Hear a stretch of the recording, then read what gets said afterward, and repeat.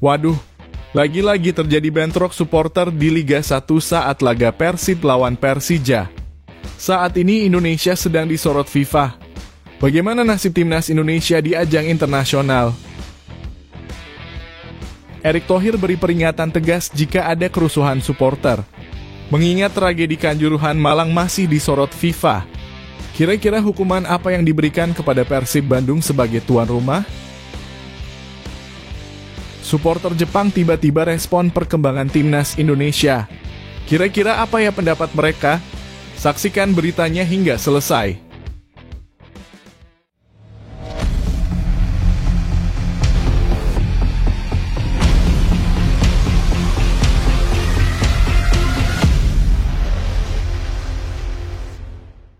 Mohon subscribe channel Timnasku Indonesia agar tidak ketinggalan informasi Timnas Indonesia. Erick Thohir beberkan alasan charter pesawat untuk timnas Indonesia. Ketua Umum PSSI Erick Thohir baru-baru ini menghadapi sorotan publik terkait keputusan untuk mencarter pesawat khusus bagi timnas Indonesia dalam perjalanan dari Bahrain menuju Cina. Keputusan ini diambil untuk memastikan pemain tetap dalam kondisi prima sebelum menghadapi pertandingan krusial di Qingdao Youth Football Stadium pada 15 Oktober 2024. Dalam penjelasannya, Erick menekankan bahwa pencarteran pesawat tersebut bukanlah sebuah kemewahan, melainkan langkah strategis untuk mencegah kelelahan dan cedera yang bisa mengganggu performa tim. Menyusul pertandingan melawan Bahrain, skuad Garuda diharuskan menempuh jarak lebih dari 6.000 km.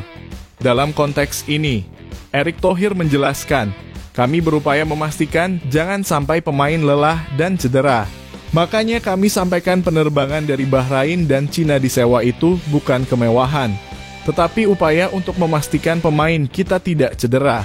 Pernyataan ini menunjukkan keseriusan PSSI dalam menjaga kondisi fisik pemain, terutama saat menghadapi dua tim yang dianggap setara dengan Indonesia. Namun, keputusan ini tidak luput dari kritik.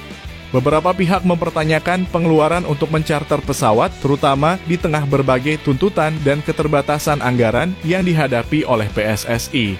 Kritikus berargumen bahwa alokasi dana untuk pencarteran pesawat seharusnya dipertimbangkan dengan matang, mengingat ada banyak aspek lain yang juga perlu diperhatikan untuk pengembangan sepak bola di Indonesia.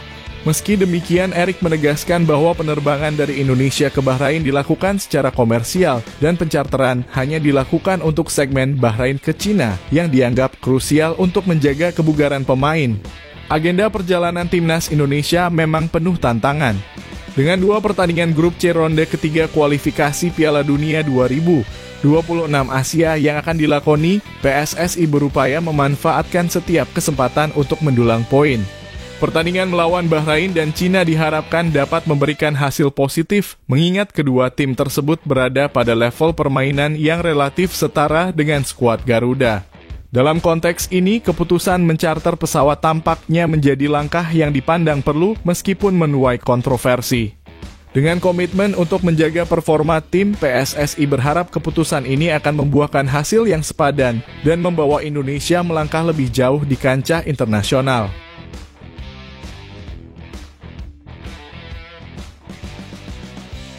Bahwa Venezia Cleancoet Jay Itzes dipuji media asing.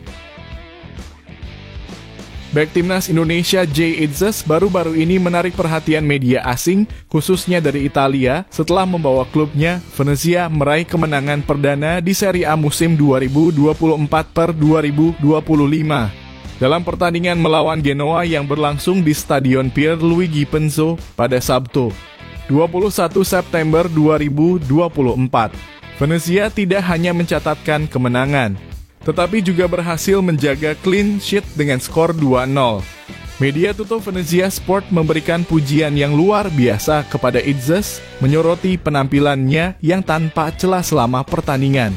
Kritikus sepak bola Italia mencatat bahwa Itzes mampu mengendalikan jalannya pertandingan dengan percaya diri, serta berhasil mematikan pergerakan penyerang Genoa, Jeff Ekhator. Tidak ada masalah bagi pemain Indonesia ini yang mengelola pertandingan dengan percaya diri, menutupnya dengan sempurna, tulis media tersebut, menegaskan kontribusi Itzes dalam keberhasilan tim. Kemenangan ini terasa semakin manis bagi Venezia yang sebelumnya disorot negatif karena menjadi salah satu klub dengan jumlah kebobolan gol terbanyak di Serie A. Keberhasilan menjaga clean sheet melawan Genoa menunjukkan kemajuan signifikan dalam pertahanan tim dan Itzes menjadi bagian integral dari perubahan tersebut.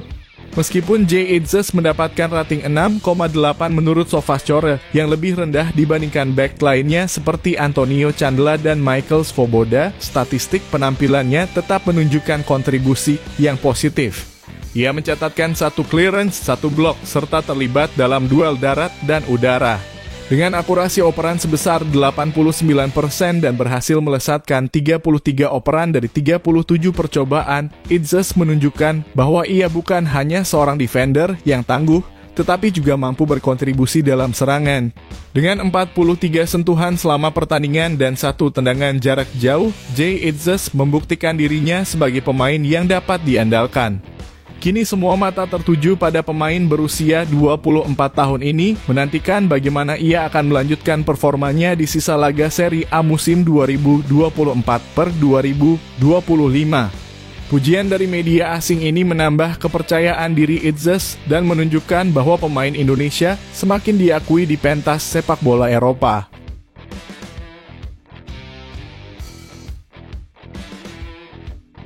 Jairo Riedewald segera gabung timnas Indonesia.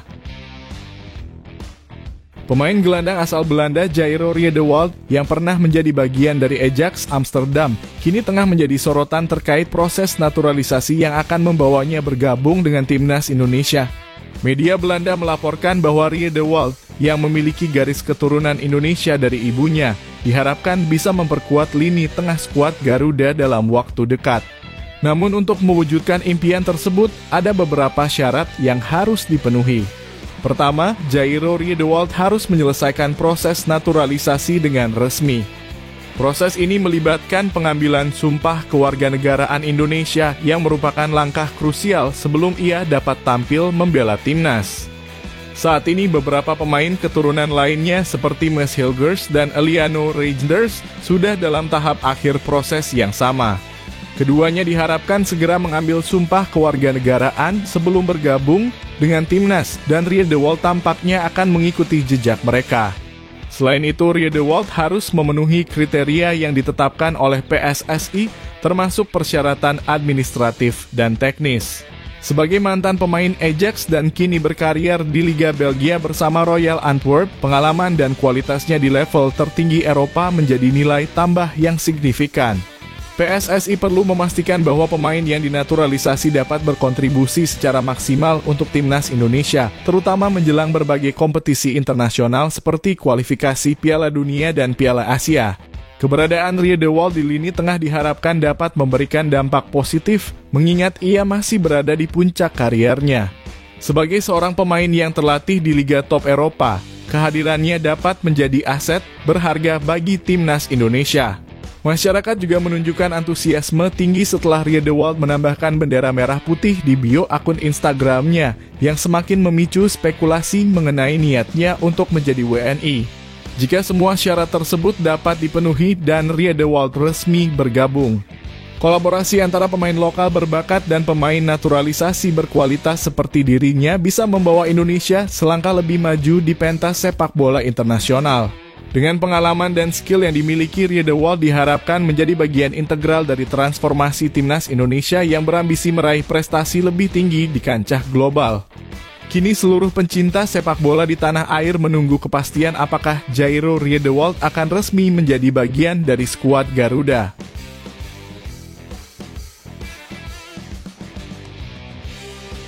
Akibat Sintayong 5 pelatih mundur dan dipecat. Kepiawaian Sintayong dalam mengasuh timnas Indonesia telah menciptakan dampak yang signifikan dalam dunia sepak bola, khususnya bagi pelatih-pelatih timnas negara lain. Sejak kedatangannya, setidaknya 5 pelatih dari berbagai negara harus mengakhiri karier mereka sebagai pelatih akibat performa buruk tim mereka ketika menghadapi skuad Garuda. Hal ini menjadi bukti betapa berpengaruhnya tangan dingin Sintayong dalam meningkatkan kualitas dan daya saing timnas Indonesia di pentas internasional. Salah satu pelatih yang menjadi korban adalah Graham Arnold, pelatih timnas Australia, yang baru-baru ini mengundurkan diri setelah hasil imbang melawan Indonesia dalam kualifikasi Piala Dunia 2026. Arnold mengakui bahwa keputusan tersebut diambil demi kebaikan tim dan negara, menunjukkan betapa tekanan hasil di lapangan dapat memengaruhi posisi seorang pelatih. Pengunduran dirinya menambah daftar panjang pelatih yang terpaksa meninggalkan jabatan mereka setelah bertanding melawan Indonesia. Selain Arnold, pelatih Tatsuma Yoshida dari timnas Singapura juga merasakan dampak serupa setelah timnya gagal melangkah ke final Piala AFF 2020 di mana mereka kalah dari Indonesia. Kegagalan ini membuat Yoshida memilih mundur meskipun ia sebelumnya berhasil meningkatkan performa tim. Hal serupa juga terjadi pada Tan Cheng Hoon, pelatih timnas Malaysia, yang harus purna tugas lebih cepat setelah timnya dibantai oleh Indonesia di Piala AFF 2020. Vítězslav Hlavička, pelatih Kuwait, juga mengalami nasib yang sama setelah kalah dari Indonesia dalam kualifikasi Piala Asia 2023. Pengunduran diri Hlavička menunjukkan bahwa meskipun timnya berstatus tuan rumah, hasil di lapangan tetap menjadi penentu nasib seorang pelatih. Philippe Rousier, pelatih Vietnam, bahkan dipecat setelah serangkaian kekalahan dari Indonesia yang menjadi pukulan telak bagi reputasinya. Kehadiran Shin Tae-yong dan strategi jitu yang diterapkannya telah membawa timnas Indonesia menjadi tim yang ditakuti di kawasan Asia. Skuad Garuda kini bukan hanya diakui oleh para pendukungnya, tetapi juga menjadi perhatian di kancah internasional. 5 pelatih yang terpaksa mundur atau dipecat menandakan bahwa keberhasilan Shin Tae-yong tidak hanya tercermin dalam prestasi tim, tetapi juga dalam dampaknya terhadap pelatih lawan. Dengan demikian, prestasi timnas Indonesia di bawah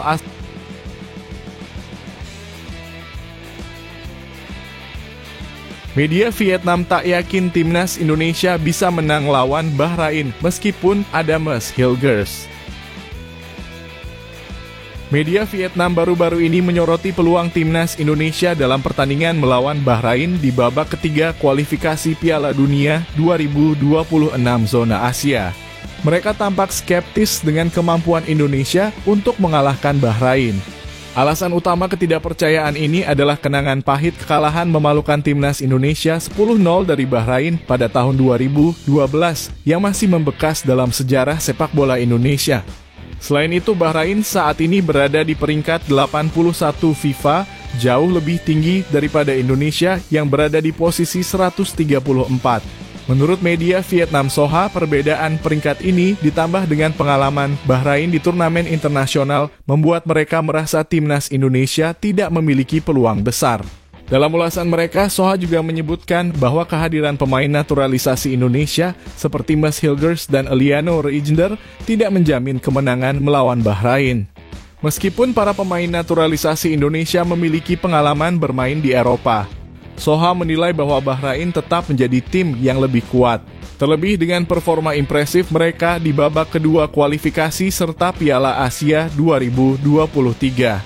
Namun meskipun skeptisisme dari media Vietnam ini bisa dimengerti, penting bagi kita sebagai pendukung timnas Indonesia untuk tetap optimis. Timnas Indonesia di bawah asuhan Shin Tae-yong telah menunjukkan banyak perkembangan pesat.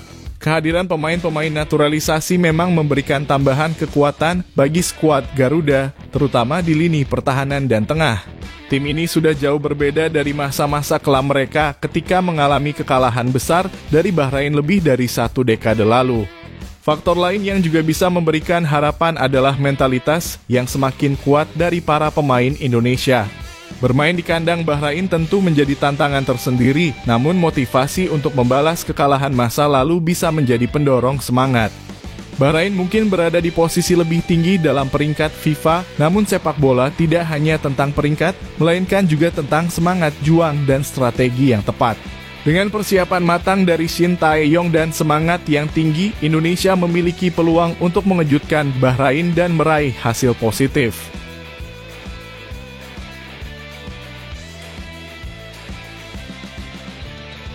Persib Bandung rusuh, bagaimana dengan nasib timnas Indonesia? Kerusuhan supporter yang terjadi pada laga Persib versus Persija di Liga 1 menambah daftar panjang insiden kekerasan di sepak bola Indonesia. Bentrokan terjadi setelah pertandingan yang digelar di Stadion Sijalak Harupat, Bandung pada 23 September 2024. Dalam insiden ini, sejumlah supporter merangsek masuk ke lapangan dan terjadi pelemparan benda-benda ke arah lapangan. Pihak keamanan pun harus turun tangan untuk meredakan situasi. Kasus ini tentu mencemaskan, terutama bagi nasib timnas Indonesia yang tengah bersiap menghadapi kualifikasi Piala Dunia 2026. Mengingat Indonesia masih dalam sorotan FIFA pasca tragedi Kanjuruhan di Malang pada tahun 2022, di mana ratusan supporter Arema tewas, perhatian global terhadap sepak bola Indonesia kini semakin intens. FIFA saat ini memantau secara ketat kondisi sepak bola di Indonesia, termasuk bagaimana pengelolaan supporter dan upaya PSSI untuk memperbaiki citra sepak bola nasional. Bentrok supporter seperti yang terjadi di laga Persib versus Persija ini dikhawatirkan bisa berdampak pada keputusan FIFA terhadap sepak bola Indonesia. Dengan adanya catatan buruk dalam pengelolaan keamanan pertandingan, ada kekhawatiran bahwa FIFA bisa memberikan sanksi baik kepada klub maupun federasi, yang pada akhirnya berdampak pada timnas Indonesia. Namun kita harus tetap berharap dan optimis bahwa timnas Indonesia tidak akan terdampak oleh insiden ini. Dengan segala persiapan yang sudah dilakukan untuk menghadapi kualifikasi Piala Dunia 2026, tim asuhan Shin Tae-yong masih memiliki peluang besar untuk terus bersaing. PSSI perlu bekerja ekstra keras untuk menunjukkan kepada FIFA bahwa mereka serius dalam memperbaiki sepak bola nasional, termasuk menjaga keamanan dan ketertiban di setiap pertandingan. Saat ini dukungan masyarakat terhadap tim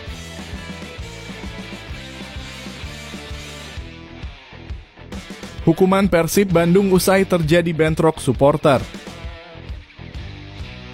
Ketua Umum PSSI, Erick Thohir, kembali menegaskan sikap tegasnya terhadap kerusuhan supporter yang terjadi dalam pertandingan sepak bola Indonesia, terutama setelah insiden bentrokan di laga Persib versus Persija di Liga 1. Erick menekankan bahwa tindakan tegas harus segera diambil untuk menjaga nama baik sepak bola Indonesia. Mengingat FIFA masih terus memantau perkembangan sepak bola di tanah air sejak tragedi Kanjuruhan, Malang, yang menewaskan 135 orang pada tahun 2022. Dalam pandangannya, kerusuhan supporter bukan hanya membahayakan keselamatan di lapangan, tetapi juga berpotensi menurunkan reputasi sepak bola Indonesia di mata dunia. Erick Thohir menyadari bahwa FIFA memiliki perhatian khusus terhadap bagaimana Indonesia mengelola pertandingan sepak bola, terutama dalam hal keamanan dan pengendalian supporter. Oleh karena itu, insiden seperti bentrokan di Stadion Sijalak Harupat, Bandung menjadi perhatian serius PSSI. Erick menegaskan bahwa PSSI akan mengambil langkah tegas terhadap setiap bentuk kerusuhan, termasuk sanksi keras kepada klub yang terbukti gagal mengendalikan supporter mereka. Ia mengingatkan bahwa insiden seperti ini bisa berdampak buruk, tidak hanya bagi klub, tetapi juga bagi seluruh ekosistem sepak bola Indonesia, termasuk timnas Indonesia yang tengah berjuang di kualifikasi Piala Dunia 2026. Ia juga menyebutkan bahwa kasus Persib bisa berakhir seperti PSIS Semarang yang pada tahun 2018 dijatuhi denda 130 juta rupiah akibat kerusuhan supporter yang melempar botol ke lapangan. Erick memperingatkan bahwa jika kericuhan terus berlanjut, FIFA bisa menjatuhkan sanksi yang lebih berat, tidak hanya berupa denda, tetapi juga larangan bermain atau bahkan diskualifikasi.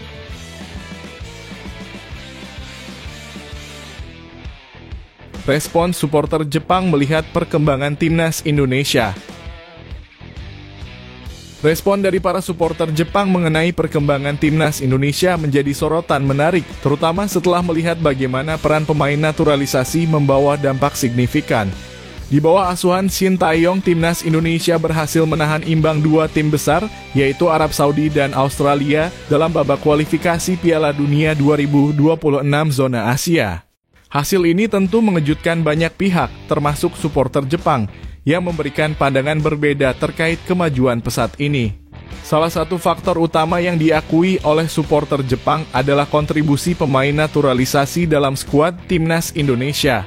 Pada dua laga awal melawan Arab Saudi dan Australia, setidaknya 9 pemain naturalisasi menjadi bagian dari starting line-up Indonesia. Pemain-pemain ini memiliki latar belakang campuran antara Indonesia dan negara-negara Eropa seperti Belanda.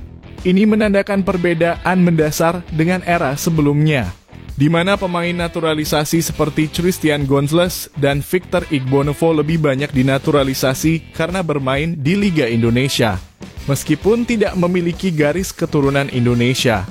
Beberapa supporter Jepang menyambut positif perkembangan ini. Mereka merasa kagum bahwa Indonesia bisa menahan tim besar seperti Arab Saudi dan Australia yang sebelumnya menjadi langganan Piala Dunia. Salah satu supporter menyatakan, "Saya terkejut mereka bermain imbang melawan tim bergengsi seperti Arab Saudi dan Australia. Itu prestasi yang luar biasa, terutama mengingat mereka punya peringkat lebih tinggi dan pernah berpartisipasi di Piala Dunia." Namun meski ada pujian, beberapa supporter Jepang juga memberikan kritik terhadap program naturalisasi Indonesia.